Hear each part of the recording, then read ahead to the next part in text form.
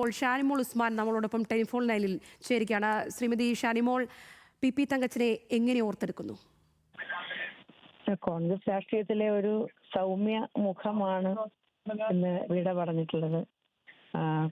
വളരെ വ്യക്തിപരമായിട്ട് തങ്കച്ചൻ സാറുമായിട്ട് അടുപ്പമുണ്ടായിരുന്ന ഒരാളാണ് ഞങ്ങളെ പോലെയുള്ള ഒരു വിദ്യാർത്ഥി രാഷ്ട്രീയ കാലഘട്ട മുതൽ ഇങ്ങോട്ട് തന്നെ അദ്ദേഹം നൽകി വന്നിരുന്ന വലിയ പിന്തുണ ഒരിക്കലും മറക്കാൻ കഴിയുന്നതല്ല. അദ്ദേഹം KPCCയുടെ പ്രസിഡന്റ് ആയിരുന്ന കാലഘട്ടത്തിലും തുടർന്ന് എന്നെ സംബന്ധിച്ച് ഞാൻ പെരുമ്പാവൂരിൽ തെരഞ്ഞെടുപ്പിൽ മത്സരിക്കുന്ന ഒരു സാഹചര്യം ഉണ്ടായി.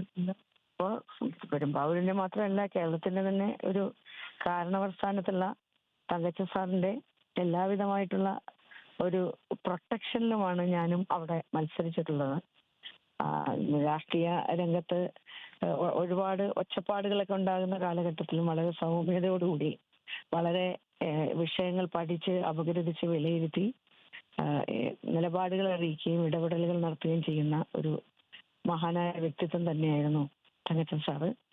അദ്ദേഹം മന്ത്രിയായിരുന്ന കാലഘട്ടത്തെക്കുറിച്ചും അതുപോലെ സ്പീക്കറായിരുന്ന കാലഘട്ടത്തെക്കുറിച്ചും ഒക്കെ പറയുമ്പോഴും അദ്ദേഹത്തിന്റെ ഇടപെടലുകൾ തന്നെയാണ് എന്നും അദ്ദേഹത്തെ ശ്രദ്ധേയനാക്കിയിട്ടുള്ളത്.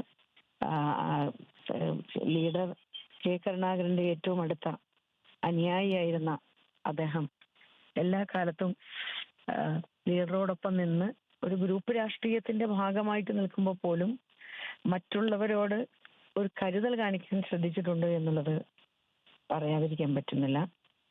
തീർച്ചയായിട്ടും കോൺഗ്രസിനെ സംബന്ധിച്ച് ഒരു വലിയ നഷ്ടം തന്നെയാണ്. യാതൊരു ജാടകളുമില്ലാതെ, യാതൊരു പദവികളുടെ യാതൊരു കനവും ഒരിക്കലും കാണിക്കാതെ മുന്നോട്ട് പോയിരുന്ന തങ്കച്ചൻ സാറിന്റെ വിയോഗത്തിൽ തീർച്ചയായിട്ടും വലിയ വിഷമമുണ്ട്. വ്യക്തിപരമായി കൂടി ഓർത്തെടുക്കുകയാണെങ്കിൽ എത്രത്തോളം ആഴത്തിലുള്ള ബന്ധമായിരുന്നു പി തങ്കച്ചനുമായിട്ടുണ്ടായിരുന്നത്? അല്ല, തങ്കച്ചൻ സാർ അതാ ഞാൻ പറഞ്ഞത്, നമ്മൾക്ക് വിദ്യാർത്ഥി രാഷ്ട്രീയ കാലഘട്ടം മുതൽ ഉള്ളതാണ്. KSU കാലഘട്ടം മുതൽ ഇങ്ങോട്ട് ഉള്ള ഒരുപാട് അദ്ദേഹമായിട്ട് യാത്ര ചെയ്യാനൊക്കെ ഒരുപാട് അവസരം ലഭിച്ചിട്ടുണ്ട്.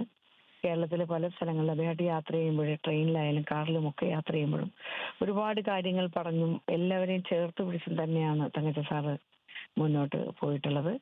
അദ്ദേഹം വ്യക്തിപരമായി എനിക്ക് വലിയ അടുപ്പമുള്ള നേതാവാണ്. ഇടക്കാലമായിട്ട് അദ്ദേഹത്തിന് തീരെ വയ്യാതെയാകുന്നത് വരെയൊക്കെ ഫോണിലും ഒക്കെ സംസാരിക്കുന്ന ഒരു അടുപ്പമാണ് ഉണ്ടായിരുന്നത്. അദ്ദേഹം ഞാനതാ സൂചിപ്പിച്ചത്, ജാടകളില്ലാതെ തലക്കനമില്ലാതെ പ്രവർത്തകരോടും നേതാക്കളോടും ഒരുപോലെ പെരുമാറിയിരുന്ന ഒരു നേതാവായിരുന്നു തങ്കച്ചൻ സാർ.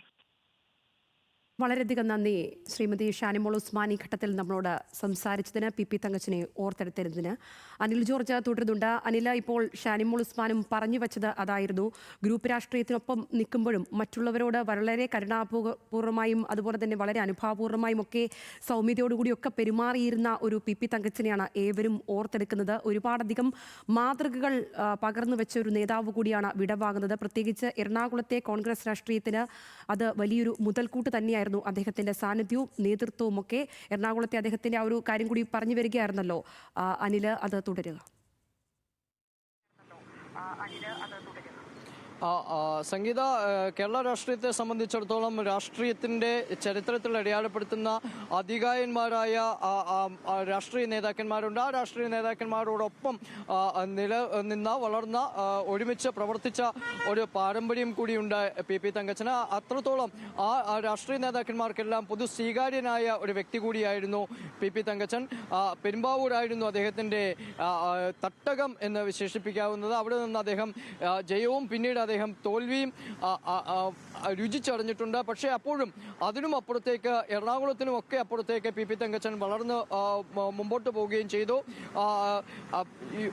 UDFനെ സംബന്ധിച്ച് അതിനു മുമ്പ് കോൺഗ്രസിന്റെ KPCC പ്രസിഡന്റ് സ്ഥാനത്തേക്ക് അദ്ദേഹം വരുന്നത് തന്നെ നിർണായകമായ ഒരു സമയത്ത് അദ്ദേഹം KPCC പ്രസിഡന്റ് ചുമതല വഹിച്ചുകൊണ്ട് പാർട്ടിയെ മുമ്പോട്ട് നയിച്ച ഒരു ചരിത്രം കൂടി പി തങ്കച്ചനുണ്ട്. അപ്പം അതിനുശേഷം പെരുമ്പാവൂരിനും അതിനുശേഷം കുന്നത്തുനാടിന്റെയും തോൽവിക്ക് ശേഷം അദ്ദേഹം ഒരു പാർലമെന്ററി രാഷ്ട്രീയത്തിൽ നിന്ന് വിരമിക്കുന്ന ഒരു സാഹചര്യത്തിലേക്ക് എത്തി. ആ സമയത്ത് തന്നെയാണ് അദ്ദേഹം UDFന്റെ കൺവീനർ സ്ഥാനം ഏറ്റെടുക്കുന്നത്. അതിനെ തുടർന്ന് UDF-നെ സംബന്ധിച്ചിടത്തോളം ഭരണം ലഭിച്ചു കഴിഞ്ഞും വലിയ പ്രതിസന്ധിയെ നേരിടേണ്ടി വന്ന ഒരു കാലഘട്ടം ആയിരുന്നു അത്. ആദ്യ സമയത്ത് വളരെ ദുർബലമായ ഒരു ഭൂരിപക്ഷത്തിൽ ഭരിക്കുന്ന ഒരു മുന്നണി സർക്കാർ, ആ സർക്കാരിൻ്റെ ഇടയിലേക്ക് ഉണ്ടാകുന്ന പ്രശ്നങ്ങളെയെല്ലാം പരിഹരിക്കേണ്ടി വരുന്ന ഒരു UDF കൺവീനറുടെ റോൾ വളരെ കൃത്യമായി തന്നെ അദ്ദേഹം നിർവഹിക്കുകയും ചെയ്തു.